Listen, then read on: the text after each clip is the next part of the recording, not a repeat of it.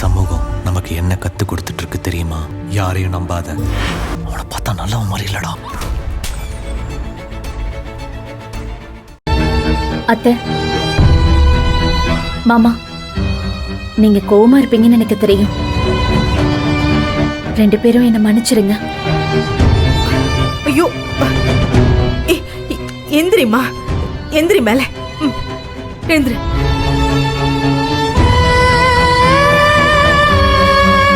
நான் விவரமான பொண்ணுன்னு நினைச்சம்மா. எப்படி உன்னால எப்படி ஒரு காரியத்தை பண்ண முடிஞ்சது?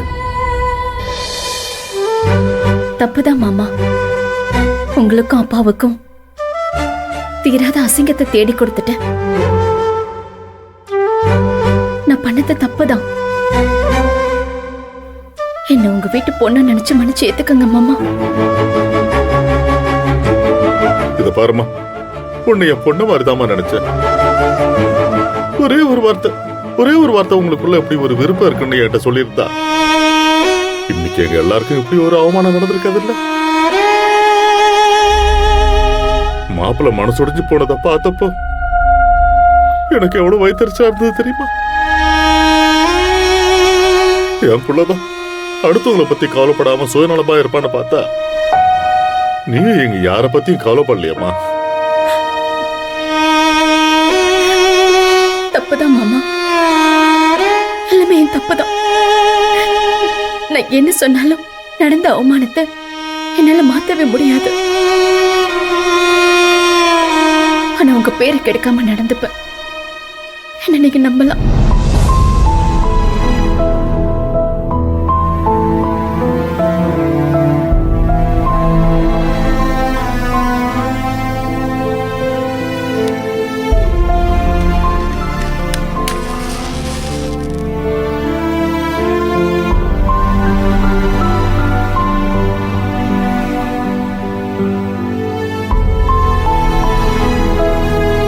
நீங்க தான் இந்த வீட்டுடைய பெரிய மனுஷி.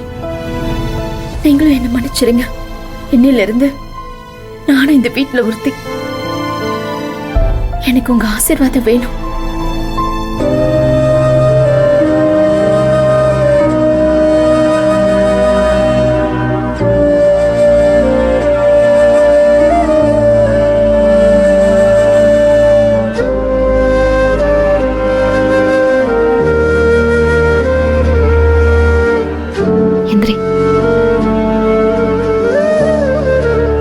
நீ எதுக்கும் வருத்தப்படாத. அப்பா கிட்டயும் அம்மா கிட்டயும் நான் பேசுறேன். ரொம்ப தேங்க்ஸ் அண்ணி. நீங்களாவது என்ன புரிஞ்சுக்கிட்டீங்களே. சரி போ.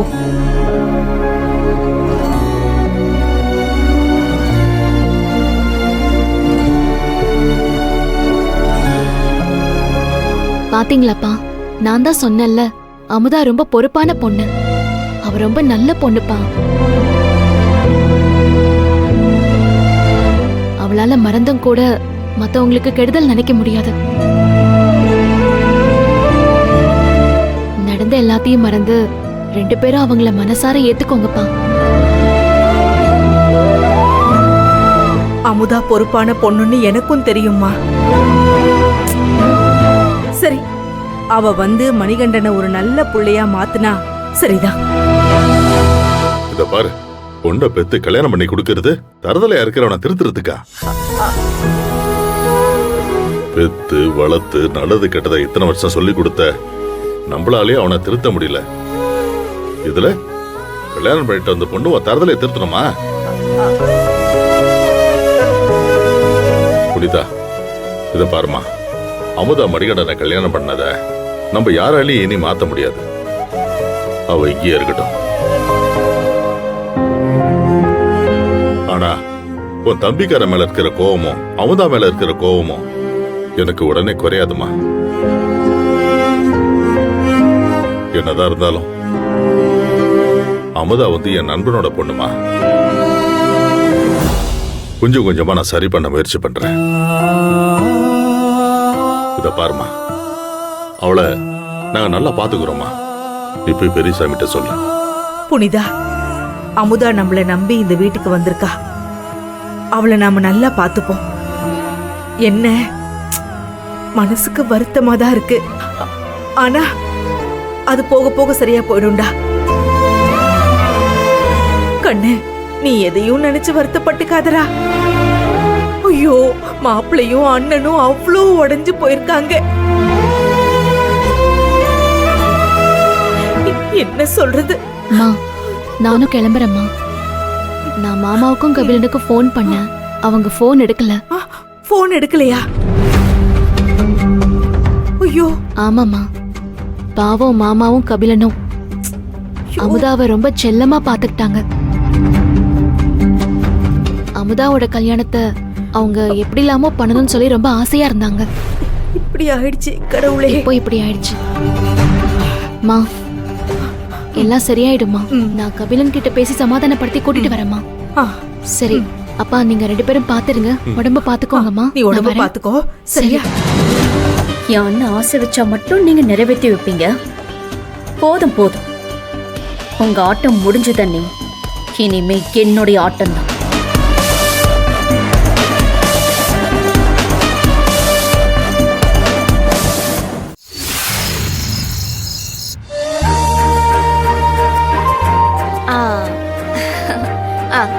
எழுந்துரு. வா உட்கார் அமுதா. அமுதா, அப்பா என் கண்ணே பட்டுடும் போல இருக்கு. அவ்வளவு அழகா இருக்க. இங்க பாரு, இந்த தீபாவளியை எங்களுக்கு மறக்க முடியாதபடி செஞ்சுட்ட. ஆமா, எப்படி நீ மணி கூட பேசிக்கிட்டே இருந்துட்டு இவ்ளோ பெரிய விஷயத்த பண்ணிருக்க? ஏய், நீ பார்க்கதான் சாதுவா இருக்க, ஆனா நீ பண்றதெல்லாம் அதிரடி.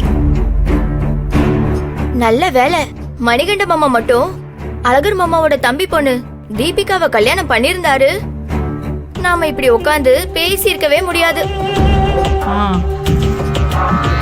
புனிதாவும் அவளும் சேர்ந்துக்கிட்டு நம்மள வீட்டை விட்டே துரத்தி இருப்பாங்க. ஆமால அமுதா, நீ எங்களை எதுவும் சொல்ல மாட்டேல? நாங்களும் இந்த வீட்டுல இருக்கலாம்ல? என்னடி நீ? அமுதா நம்ம பக்கம்டி. பார்த்தல, வந்த அன்னைக்கே அந்த தேன்மொழி குடும்பத்தை துரத்தி அடிச்சிட்டால. யாரு? நான் துரத்துனா? அவங்கதான் கோவப்பட்டு போயிட்டாங்க. எது எப்படியோ அமுதா, வெளியே போங்கன்னு வாய் திறந்து சொல்லாம வீட்டை விட்டு தரத்திட்ட. அது போதும் எங்களுக்கு. அப்பாடா, இனிமே தெய்வான இந்த வீட்டுக்கு வரவே மாட்டா. இனிமே இந்த வீட்டுல ஊன் ராஜ்யம் தான். நாங்க எப்பவும் உன் பக்கம் தான் இருப்போம், நீ மறந்துடாத.